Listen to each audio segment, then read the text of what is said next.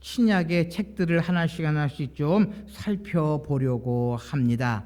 우리 마태복음 2장 1절에서 6절까지에 있는 말씀을 먼저 봉독해 드립니다.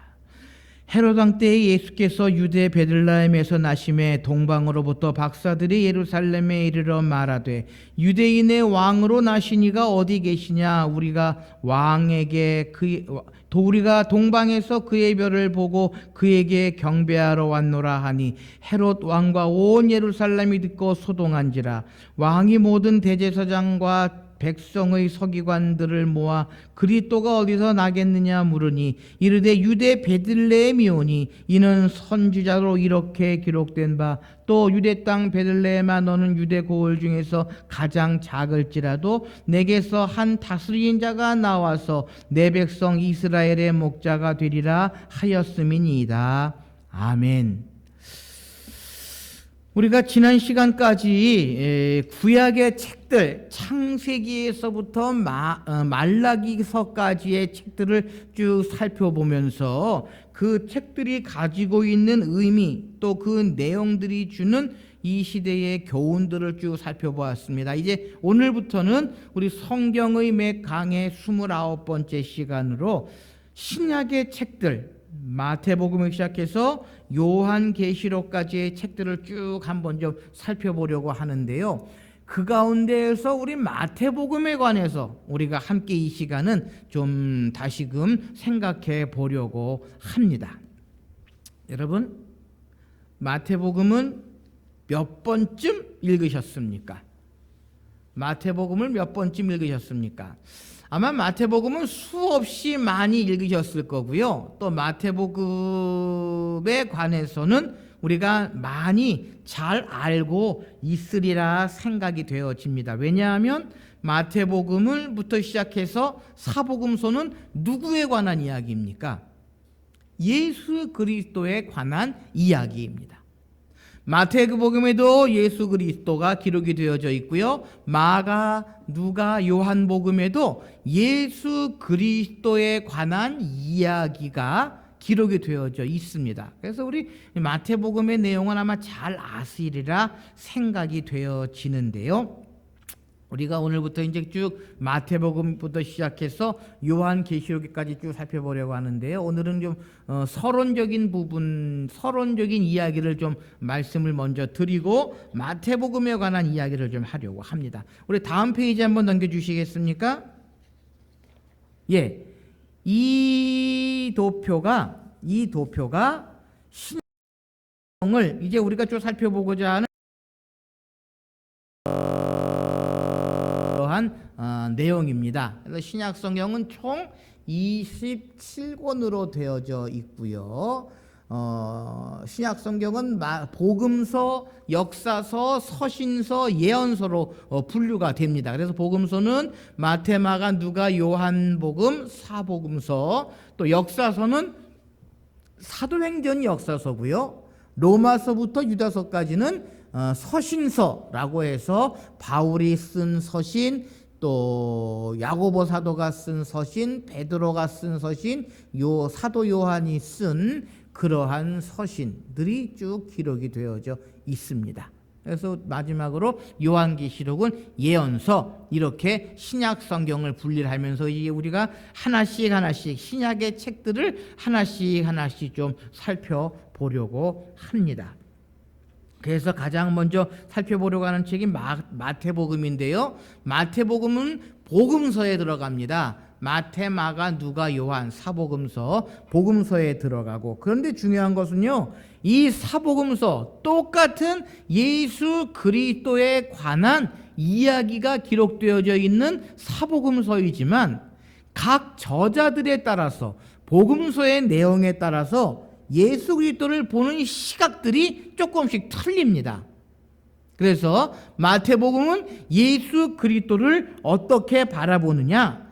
왕으로 오시는 예수 그리스도에 집중해서 마태복음은 기록이 되어져 있고요. 또 마가복음은 똑같은 예수님이지만 종으로 오시는 예수님에 관해서 거기에 관점을 두고 예수 그리스도를 기록해 놨고요. 누가복음은 사람으로 오시는 예수님, 인자, 선 오브 맨에서 인자, 사람으로 오시는 예수 그리스도.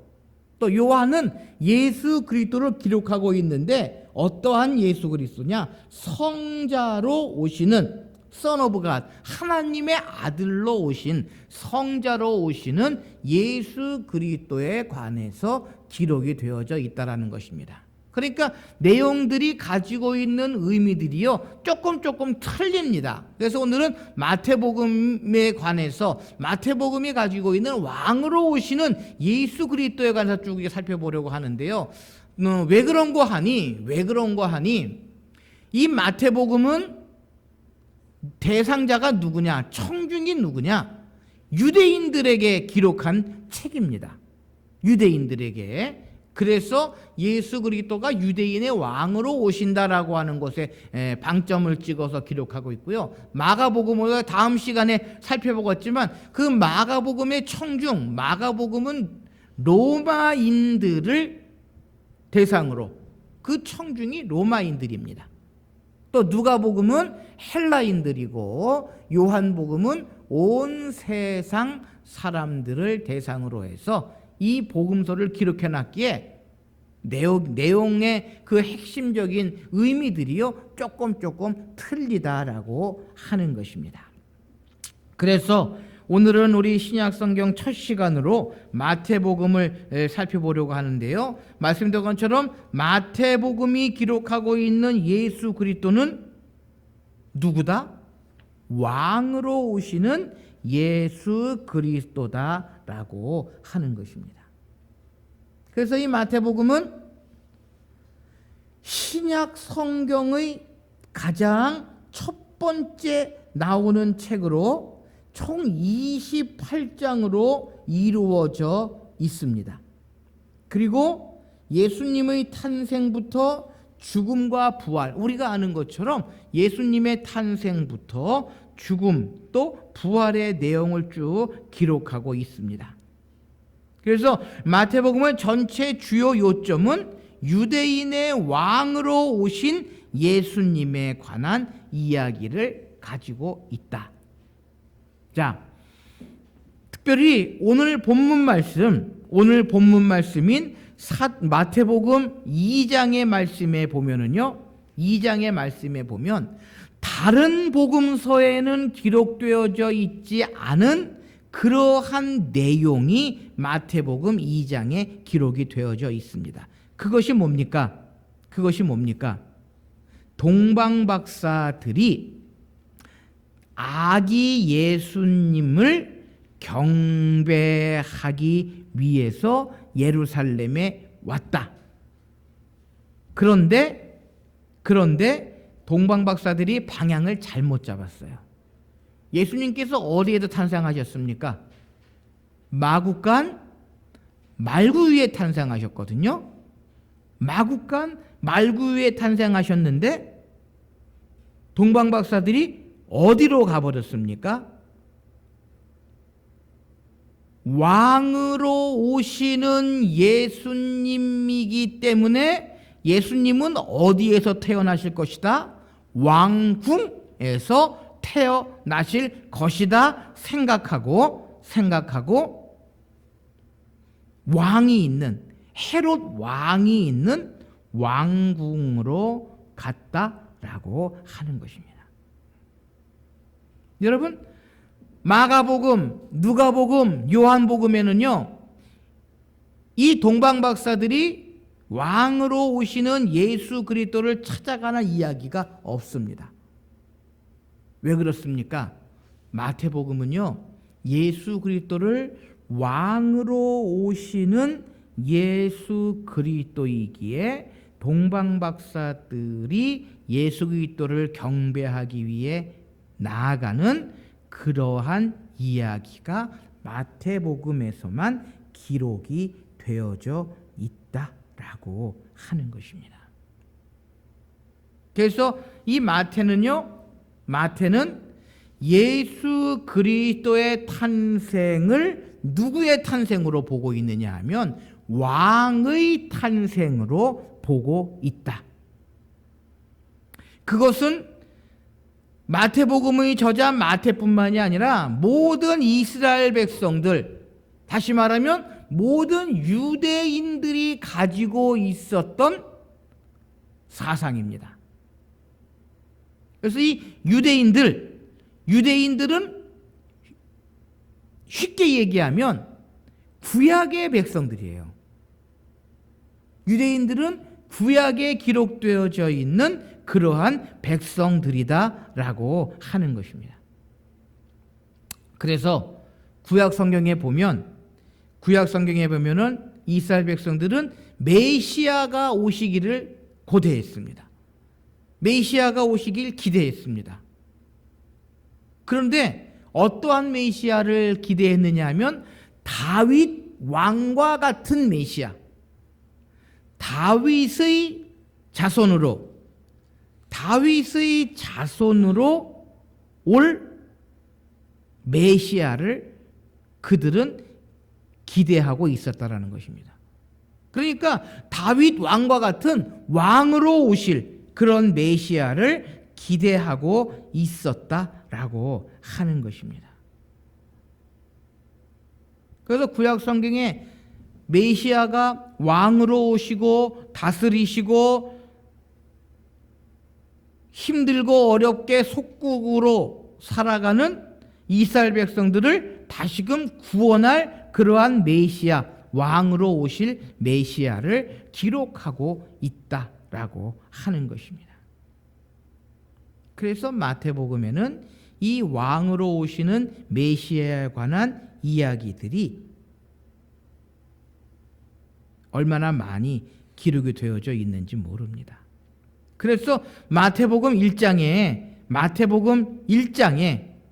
나와 있는 이야기, 마태복음 1장이 무슨 내용이 기록이 되어져 있습니까? 앞으로 한번 이렇게 쭉 가서 보시면 마태복음 1장은 무슨 이야기가 기록이 되어져 있습니까? 족보. 그렇죠? 마태복음 1장은 예수님의 족보가 사람과 계보라고 하는 것, 우리나라 말로 표현하면 족보다라고 이야기할 수 있을 것입니다. 그래서 쭉 기록하고 있는데요. 이것은요, 한마디로 이야기하면 왕의 계보입니다. 왕의 계보입니다. 많은 그 계보에 나와 있는 인물들이요, 이스라엘 백성들의 왕들의 그러한 이름들을 우리가 찾아볼 수 있습니다. 그래서 마태복음에 기록되어져 있는 예수님의 이 계보는 왕의 계보고, 또 마태복음 2장에 나타나 있는 내용은 왕의 탄생, 구약에 예언되었던 것처럼 2장 5절 말씀에 보면 내 백성 이스라엘의 목자가 되리라.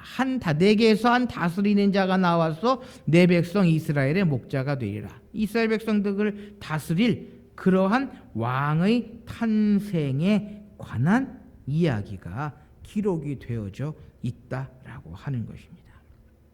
그래서요, 마태복음의 말씀을 쭉 이렇게 살펴보면 마태는 예수 그리스도에 관한 이야기를 기록하면서 왕으로서의 예수 그리스도의 모습을 이야기하고 있다라는 것입니다. 특별히 마태복음 5장, 6장, 7장의 말씀 쭉 앞으로 한번 좀 뒤로 한번 넘어가 보시면 마태복음 5장, 6장, 7장의 말씀을 쭉 살펴보면 우리가 잘 아는 산상수훈, 예수님께서 말씀하신 그 하늘나라 백성으로서 천국 시민으로서 살아갈 수 있는 그러한 내용을 기록하고 있는데요. 엄밀히 따지면 마태복음의 관점에서 보면 이 산상수훈은 왕의 통치 원칙입니다. 왕으로 오실 예수님의 통치 원칙입니다. 다시 말하면 하나님 나라, 백성은 어떠한 삶을 살아가야 한다라고 하는 왕의 통치 원칙이 들어있다라는 것입니다. 천국 백성의 삶의 모습, 거꾸로 이야기하면 왕의 통치 원칙을 마태복음의 저자 마태는 이야기하고 있는 것입니다. 그래서 예수님께서 왕으로 오셔서 이러이러한 삶을 살아가게 하시고자 하는 왕의 통치 원칙을 기록해 놓고 있다라고 하는 것입니다. 그리고요, 신약 성경에 나와 있는 많은 기적들, 특별히 8장, 9장에 보면 예수님께서 행하신 9가지의 기적이 쭉 기록이 되어져 있습니다. 뿐만 아니라 많은 예수님의 기적들이 나타나고 있는데요. 마태복음에 나타나 있는 기적들은 특별히 왕으로서의 권능을 드러내는 예수 그리스도의 모습을 이야기하고 있다라고 할 수 있습니다. 뿐만 아니라 마태복음 18장에서부터 25장까지는 예수 그리스도의 그 가르침과 많은 비유들, 또 행하신 그러한 일들이 기록이 되어져 있는데요. 이것은요, 예수님께서 왕으로서 백성들을 가르치시고 대언하시는 그러한 내용들, 그러한 이야기들이 기록이 되어져 있다라고 하는 것입니다. 그러니까 어떻게 보면 마태복음의 모든 이야기, 마태복음에 기록되어져 있는 이 모든 내용들은요, 마태복음의 저자 마태가 예수 그리스도를 이 땅에 오시는 왕이라고 하는 그러한 생각을 가지고 모든 것들을 기록해 놓았다라고 이야기할 수 있다라는 것입니다. 그러니까 한마디로 이 마태복음은요, 왕으로 오신 예수 그리스도에 대한 교훈과 생애를 기록해 놓은 책이다라는 것입니다. 행하신 이적 하나하나, 베푸신 가르침 하나하나가 바로 왕으로서 예수님께서 행하신 모든 일들을 이 마태는 기록하고 있다라고 하는 것입니다. 서두에도 말씀드렸던 것처럼 이 마태복음의 대상자는 누구라고요? 마태복음의 말씀을 받는 청중은 유대인들입니다.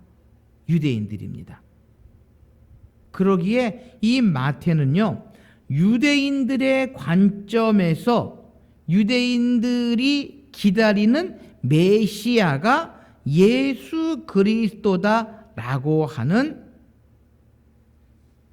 이야기를 마태복음에서 얼마나 많이 하고 있는지 모릅니다. 특별히 마태는요, 하나님 나라의 백성이라고 하는 새로운 법, 즉 하나님 나라에 관한 그 이야기를 30회 이상 언급하면서 예수님께서 왕으로 오시고 그 왕이 다스리시는 나라가 어떠할 것이냐라고 하는 것을 분명히 이야기합니다. 그래서 하나님 나라란 하나님의 절대적인 주권과 이루어진 통치를 의미하는 것으로 예수 그리스도의 오심으로 인해 예수 그리스도 안에서 이미 하나님의 절대적인 통치가 미치고 있음을 보여주고 있다라는 것입니다. 그러니까 예수님의 그 오심 자체가, 왕으로 오신 예수님의 오심 그 자체가 이제 하나님의 나라가 이루어지고 예수 그리스도 안에서 하나님의 통치가 시작되었음을 이 마태복음은 이야기를 하고 있고, 마태복음의 저자는 이 하나님의 나라 왕의 다스리심에 관해서 이야기를 하고 있다라고 하는 것입니다. 여러분, 당시 그 이스라엘 땅을 다스리던 왕은 누구입니까? 헤롯 왕이거든요. 헤롯 왕이거든요. 오늘 본문 2절 말씀에 보면 3절 말씀에 보면 헤롯 왕과 온 예루살렘이 듣고 소동한지라라고 기록하고 있습니다. 그러니까 헤롯은 자신이 왕인데 동방에서 온 박사들이 유대인의 왕으로 나시니가 어디에 계시냐라고 헤롯 왕에게 물어봅니다. 그러니 헤롯 왕이 얼마나 놀랐겠습니까? 왕은 난데, 내가 왕인데 또 왕이 태어났다 라고 하는 말을 들었을 때에 이 헤롯 왕은 어떠했겠습니까? 아마 놀라지 않을 수 없었을 것입니다. 그래서 헤롯 왕이 어떠한 조치를 취했느냐?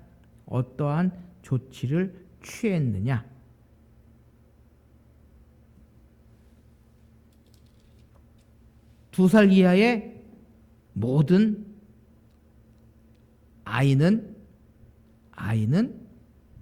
죽여라 라고 하는 그러한 명령을 내렸다라고 성경은 기록하고 있고요. 그래서 예수님께서 헤롯이 죽기까지 애굽에서 피난 생활을 하시는 그러한 내용을 마태는 기록을 하고 있다라는 것입니다. 그리고 예수님께서 십자가에 달려 죽으시는 그러한 상황을 이 마태는요, 왕의 죽으심과 부활의 승리, 왕으로 오신 예수 그리스도의 죽으심과 부활의 승리를 또한 이야기하면서 이 땅에서 이루어지는 예수님의 나라뿐만이 아니라 이제 영원히 이루어지는 그 하나님의 나라를 마태는 이야기하고 있다라고 하는 것입니다. 그래서 왕의 탄생, 왕의 순환, 왕의 죽으심, 왕의 승리, 궁극적으로 예수 그리스도께서 왕으로 오셔서 죽음의 권세까지도 이기시는 그러한 왕이시다라고 하는 것을 마태는 마태복음을 통해서 우리에게 이야기하고 있는 것입니다. 여러분, 마태복음의 내용을 많이 아시리라 생각이 되어집니다.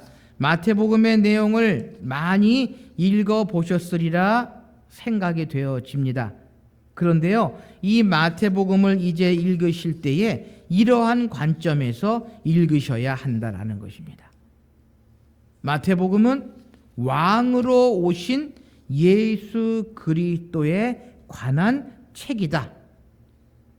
그리고 마태복음의 저자 이 마태는 예수님을 왕의 관점에서 행하신 모든 일들, 가르치신 모든 말씀들을 기록하고 있다라고 하는 것을 우리는 기억해야 한다라는 것입니다. 단적으로 예수님께서 행하신 그 모든 이적들, 베푸신 기적들, 이 모든 것들은 왕의 권능을 나타내기 위함이다라고 하는 것입니다. 그래서 오늘은 우리가 마태복음에 관한 내용들을 쭉 살펴보았는데요. 그 세세한 그 내용들, 각 장마다 기록되어져 있는 내용들 아마 너무나도 잘 아시리라 생각이 되어집니다. 그래서 이러한 모든 마태복음에 기록되어져 있는 내용들은 오직 한 가지의 관점, 유대인들에게 예수님은 누구이시다? 이 땅에 오신 왕이시다. 그리고 다스리시는 왕이시다.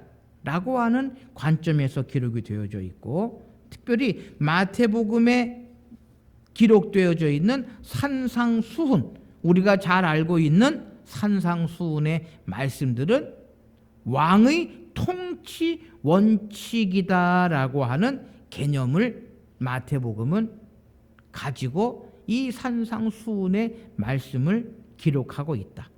그래서 예수님은 어떠어떠한 삶을 살기를 원하신다. 왕으로 그의 백성들이 어떠어떠한 삶을 살기를 원하신다라고 하는 것. 또한 마태복음 18장에서부터 25장까지에 있는 내용 가운데의 모든 가르침과 예언의 말씀들은 왕으로서 그 백성들을 어떻게 가르치시고 또 그 왕으로서의 권위를 가지고 대언하시는 예언하시는 그러한 말씀들이 마태복음에는 들어있다라고 하는 것입니다. 자, 이제 우리가 계속해서 복음서를 공부하실 텐데요. 복음서의 내용들을 다 잊어버리시더라도 이 한 가지만은 꼭 기억하십시오. 마태복음은 예수님을 누구로 보고 있다? 왕으로 보고 있다.